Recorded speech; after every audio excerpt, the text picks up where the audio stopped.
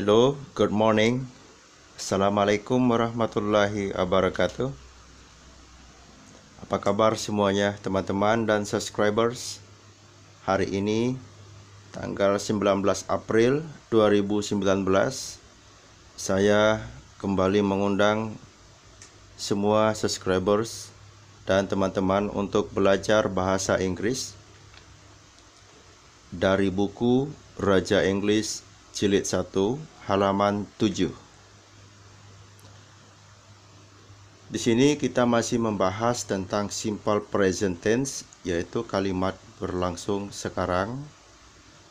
Active voice, kata kerja pertama jika dalam bahasa Inggris. Active voice di sini adalah kata kerja berawalan ber, berawalan me, dan yang tidak berawalan dalam bahasa Indonesia. Di sini kita akan membahas tentang kata tanya dengan preposisi di akhir kalimat dalam bahasa Inggris. Bagi teman-teman yang belum subscribe, silakan bantu Mr. Raja untuk mensubscribe channel ini untuk memajukan dan mengembangkan channel YouTube Belajar Bahasa Inggris dengan Mr. Raja. Dan bagi teman-teman yang belum memiliki buku Sefile Raja Inggris Jilid 1 sampai dengan Jilid 4, silakan dijapri nomor WhatsApp Mr. Raja 0813 78 18 6445. Jika teman-teman tidak memiliki buku, maka tidak bisa mengisi latihan yang ada di buku Raja Inggris Jilid 1 halaman 7, yang mana pada video ini adalah contoh kalimat yang ada di buku tersebut pada halaman 7, dan latihannya juga ada di buku tersebut pada halaman 7. Jadi teman-teman, jika memahami penjelasan saya di video ini, silakan diisi latihan yang ada di buku Raja Inggris Jilid 1 halaman 7 dan dikirim ke nomor WhatsApp Mr. Raja. Kita koreksi bersama. Kita mulai untuk pembahasan mengenai simple present tense, active voice, kata tanya. Maksudnya apa? Kita lihat contoh kalimat. 1. Untuk apa kamu mencuci mobil itu? Yang dibahas di sini adalah kata untuk apa. Dalam bahasa Inggris, kata untuknya itu berada di akhir kalimat. Bahasa Inggrisnya adalah what do you wash the car for? Jadi kata what-nya ini di awal ya, untuknya di akhir, for. Jadi tidak bisa for what you wash langsung saja tanpa ada do, juga tidak bisa, tetap harus ada do. Kenapa demikian? Karena ini adalah tenses. Tenses itu aturan dasar bahasa Inggris. Bagaimanapun do atau does itu harus ada. Oke, untuk ya, kata untuk ini atau for disebut preposisi dalam bahasa Inggris atau kata depan dalam bahasa Indonesia. Itu di akhir kalimat letaknya, bukan di awal kalimat. Kecuali jika hanya untuk apa hanya dalam kotak ini saja yang kita sebutkan for what for, itu tidak masalah ya. Tetapi jika membuatnya dalam satu kalimat, itu tidak bisa. For what do you wash the car, itu tidak bisa. Jadi kata for-nya itu harus di akhir kalimat. Nomor 2, dengan apa dia perempuan datang ke kantor? What does she come to the office with? Jadi kata what-nya di awal, kemudian with-nya di akhir kalimat. Does tetap harus ada di sini, sesuaikan dengan subjek atau pasangannya. Walaupun ada kalimat yang lain yang bisa berarti sama seperti ini, seperti how does she come to the office, juga bisa seperti itu. Namanya bahasa itu luas, bisa dengan cara satu juga boleh, cara dua juga boleh. Maksudnya banyak kalimat yang memiliki maksud dan tujuan yang sama.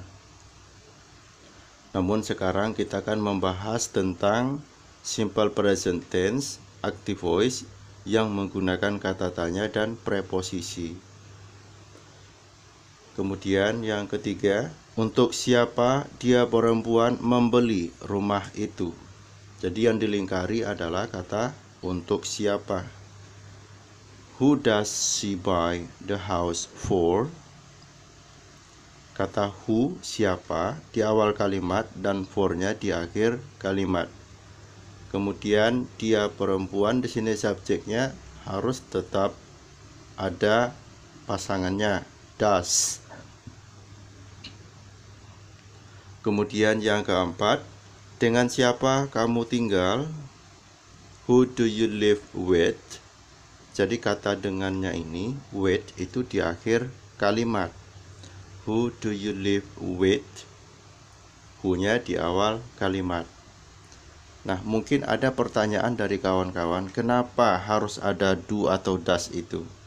Karena do dan does itu selain mewakili daripada kalimat ini adalah kalimat pertanyaan, do dan does itu harus ada ketika active voice. Maksudnya ketika dalam satu kalimat ini ada kata kerja active voice, yang mana jika dalam bahasa Indonesia adalah kata kerja berawalan berawalan ber, dan yang tidak berawalan, maka do atau does digunakan. Tapi mohon diingat hanya pada simple present tense saja. Jika pengertian dalam bahasa Inggris, active voice itu dalam simple present tense, kapan sih menggunakan do dan does? Ketika menggunakan kata kerja pertama. Was, kata kerja pertama, ini adalah kata kerja peraturan. Come, kata kerja tidak peraturan. Buy, kata kerja tidak peraturan. Live ya, di sini bukan live tetapi live. Walaupun di sini satu kata ini bisa berarti dua kata ya. Bisa live, maksudnya berlangsung, sedang berlangsung ya. Bisa live yang artinya tinggal. Nah, di sini bagi teman-teman semuanya harus menghafal kata kerja tidak peraturan.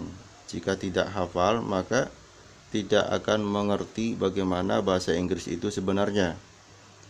Kenapa demikian? Karena kata kerja tidak peraturan itu ada perubahannya masing-masing. Seperti kata buy akan berubah menjadi booked untuk yang kedua, booked untuk yang ketiga. Jika tidak mengerti, jika tidak hafal, maka buy ini akan ditambahkan ed menjadi buyed. Padahal tidak bisa seperti itu. Kata kerja tidak peraturan tidak boleh ditambah-tambah. Jadi ada perubahannya, perubahan baku atau ketentuan baku yang telah dibuat. Untuk teman-teman yang ingin lebih memahaminya lagi, silakan diisi latihan, dibuka bukunya, buku Raja Inggris jilid 1 halaman 7. Dibuka, kemudian diisi, difoto, dikirim ke nomor WhatsApp Mr. Raja. Terima kasih perhatiannya, semoga apa yang saya sampaikan bermanfaat dan mudah dipahami. Silakan dibagikan ke media sosial, dibantu teman-teman yang lain untuk belajar bersama, memahami bahasa Inggris dengan mudah dan menyenangkan. Terima kasih, silakan di-share dan di-subscribe juga yang belum subscribe. Bantu Mr. Raja untuk mengembangkan channel ini. Alhamdulillah. Assalamualaikum warahmatullahi wabarakatuh.